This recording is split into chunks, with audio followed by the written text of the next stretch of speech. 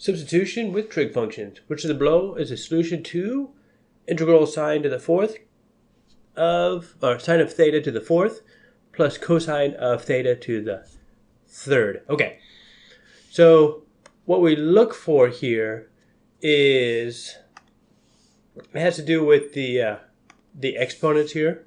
So we got a 4 and a 3. If one is odd and one is even, then you're going to do substitution. If they're both even, then you're going to have to do a half angle formula. So before I go into this, we're going to do a substitution for this one because it's a 4 and a 3, odd and even. But I want to first cover the half angle formulas just because they're a good thing to know in life. So the mnemonic that I use, not mnemonic, so you kind of just sort of have to memorize these. So you have 2 cosine alpha cosine beta equals cosine alpha minus beta plus cosine alpha plus beta. And then if you have sine squared instead of or if you have sines instead of cosines, you have 2 sine of alpha sine of beta. Then it's the same thing as above, except you just change the sign. So it'd be cosine of alpha minus beta minus cosine alpha plus beta. And you just change the sign right there. And the mnemonic I use is sine, sine. Then if you have one of each, so you have 2 sine of alpha times cosine of beta. There we go. Then you go back to the original and you just use sines instead of cosines. Alpha minus beta plus sine of alpha plus beta. And your thought process here might be, that feels kind of unbalanced, not very symmetrical, because there should be 2 cosine equations and 2 sine equations. There is. So if you have, it's important that sine of alpha is before cosine of beta. So if you had them switch, then the sine of this would switch, and you have sine of alpha minus beta minus sine of alpha plus beta. But you can kind of sort of choose which you want for sine of, which you want for alpha and beta. So just try to always arrange things when you're writing these equations out with sine alpha first. So it's sine alpha cosine beta, and not sine, I guess it'd be cosine beta sine alpha. So these I just memorize, and I memorize the top one, and then I use a mnemonic that, all right, when you do sines, you change the sign. And then if you do one of each, with sine of alpha, cosine, bravo, beta, then you go use sines instead of cosines. And that's what you do if you have to do a half angle formula. And there's lots of problems that with those are done. That is not going to be done this time because we have one odd and one even for the powers. And there's no magic about it. It's just you do a bunch of them and you're like, oh, okay, I see where this is going. So what our goal here is we want to say, go to, let's say, blue, u equals sine of theta. Therefore, du equals cosine of theta d theta. So we want to have one lone cosine all by itself. Think of it as that one little sickly gazelle lagging behind all the others. And you want to, as the lion, go and pounce on the slow, sickly, lone gazelle. That's probably terrible. I'm probably just traumatized you about doing math problems. Calculus. Okay. So what we're going to do then is sine squared plus cosine squared equals 1. There's normally thetas in there, but I'm not writing them for this. That's the Pythagorean theorem. So then we know that cosine squared equals 1 minus sine squared. So we take our above integral and we write it as integral of sine to the fourth times 1 minus sine squared. And that takes care of cosine squared. And then we're left with 1 cosine of theta. I know I should have thetas for all these. My notation is terrible. Oh, light blue? No, need more contrast. More contrast. Green.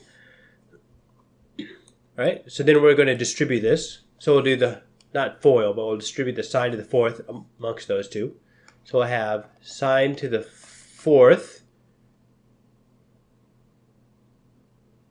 Maybe, yes. Cosine theta d theta.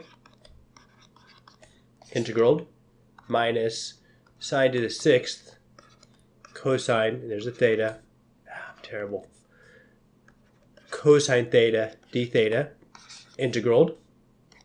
And now we can do the substitution that we wanted to do before. So we'll do sine u equals sine of theta, du equals cosine of theta d theta.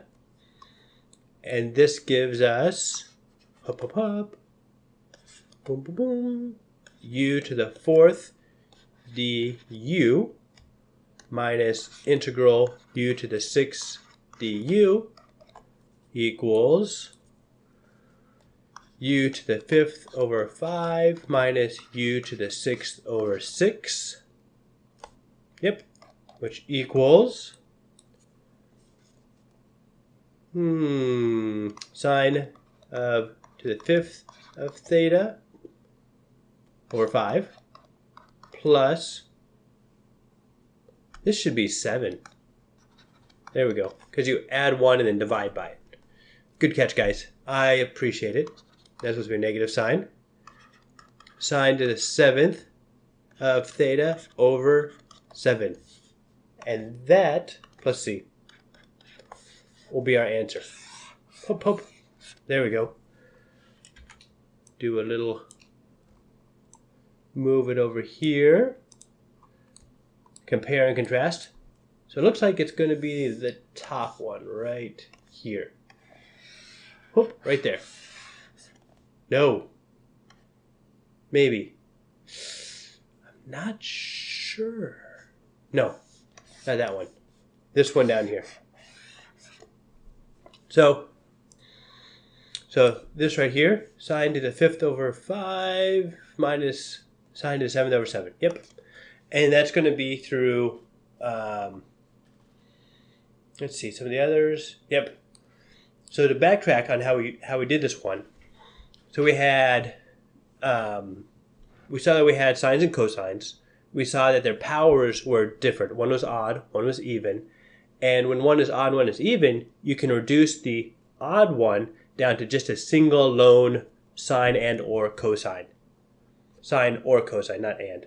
Sine, a lone sine or a lone cosine. And you do that reduction using the Pythagorean theorem. And that's how I kind of broke it up into two parts here with the 1 minus sine squared. Then we expand that out, and then we're left with a sine to something, and then a cosine that was by itself. And that allows us to do the u substitution. Now, sometimes you'll come across, they'll both be the same, like sine to the fourth, cosine to the fourth, and you're like, oh no, I can't do this. And you might be like, well, but I really want to do substitution because it's relatively easy. You can't. You're going to have to do a half angle formula or a double angle formula, depending on how you look at it. And the mnemonic I use for remembering those is 2 cosine alpha cosine bravo equals cosine alpha minus bravo plus cosine of alpha plus bravo beta. And if you say that A alpha equals beta, then you get the double angle formulas, and they all kind of collapse into each other. I like to do this, memorize this long and drawn out like this, because you can apply this to many things. So you memorize the top one. You say, all right, so if the sign if it changes from cosine to sine, then you change the sign over here as well. And you just change that sign. And like, well, okay, but what if we have sines and cosines? So sine and cosine. Sine comes first. Then you do the same as your top one, except you change your cosines to sines, and you still keep that plus involved. And then you work through things. Now it'll get you your double angle formulas, but that'll be a little bit more involved. So for this one, use substitution using trig, Pythagorean theorem. And that is how you do substitutions, simple substitutions with trig functions.